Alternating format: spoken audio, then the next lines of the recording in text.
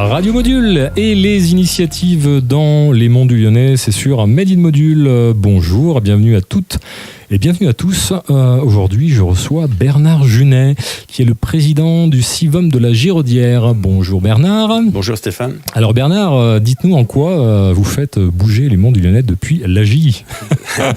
Alors, la Giraudière, quand vous traversez la Giraudière, vous avez l'impression de traverser une commune. Ouais.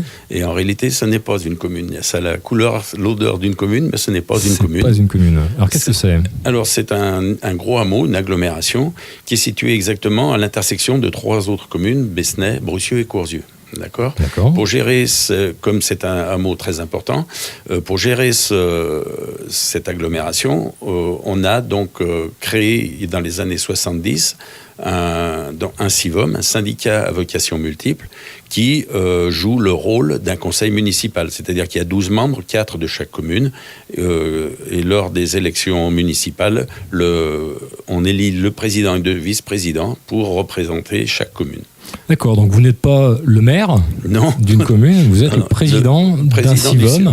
Et ça, beaucoup de gens l'ignorent en fait. Quand on passe sur la route, on a l'impression tout à fait d'entrer dans une traverser une commune. En réalité, ce n'est pas une commune. Alors pourquoi ça, c'est quoi ? C'est que c'était un hameau en fait. Voilà, au départ, c'est un hameau qui date de très vieux, puisque les premières traces, on les retrouve au Moyen-Âge. À l'époque, il n'y avait qu'un seul moulin. Et donc, ce hameau a connu un gros développement dans les années 1900-1920, avec une grosse usine de tissage et les carrières qui sont situées sur le canton de Saint-Laurent, sur l'ex-canton de Saint-Laurent, et qui ont développé beaucoup la population. Et une autre source de développement a été bien sûr l'axe qui traverse donc la Giraudière, qui rejoint Lyon à Bordeaux. D'accord, donc ça c'est l'augmentation de la population qui a fait qu'il a fallu s'organiser à un moment donné pour gérer les compétences. J'imagine qu'aurait un maire, quoi. Voilà, donc, vous gérez quoi aujourd'hui concrètement ? Alors exactement, au niveau donc le CIVOM de la Giraudière a les mêmes compétences entre guillemets qu'un conseil municipal, puisqu'on gère aussi bien la voirie, on a du personnel, on a donc la petite école des 3 collines qui vient de fêter la semaine dernière ses 60 ans. Voilà, ça c'est important aussi de le dire, parce que ça a été un événement important et très réussi. Très réussi la semaine dernière, et donc on a un complexe sportif à gérer. Donc voilà, c'est vraiment toutes les compétences d'une commune. D'accord. Et alors, un dynamisme aussi rarement égalé, on va dire, pour une commune ou une agglomération de cette taille, parce que vous êtes 500 habitants. Oui, aux alentours de Intramuros, on est à peu près 500 habitants. Et alors, commerce, médecin, voilà, dites-nous exactement. Un petit peu, donc, en gros, on a tous les commerces de proximité, c'est-à-dire épicerie, boulangerie, boucherie, traiteur, coiffeuse, garagiste. Et donc, sur le plan médical, on est super bien équipé, puisqu'on a 3 praticiens, plus 2 ostéos, plus un kiné et une orthoptiste.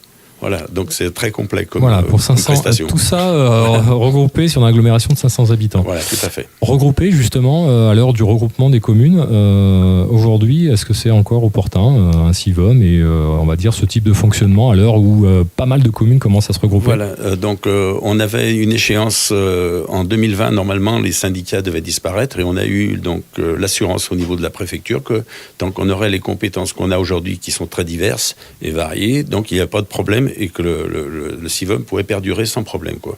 Donc, mais c'est clair qu'aujourd'hui on est à l'ère du regroupement pour des raisons d'économie d'échelle. Et pour le moment il n'y a aucune date de fixée, mais on va à terme certainement un jour se regrouper, quoi. Ça fait partie des plans long terme, la vision long terme. À très long terme. Pour le moment, on n'a rien dans le... Alors, un peu moins long terme, les projets actuellement sur la commune Donc, on a remis sur le métier à tisser des projets qu'on avait sous le coude. Maintenant qu'on sait qu'on va perdurer, notamment donc, au niveau sportif. Donc, il y a l'aménagement d'une plateforme multijeux sous la chapelle de la Giraudière.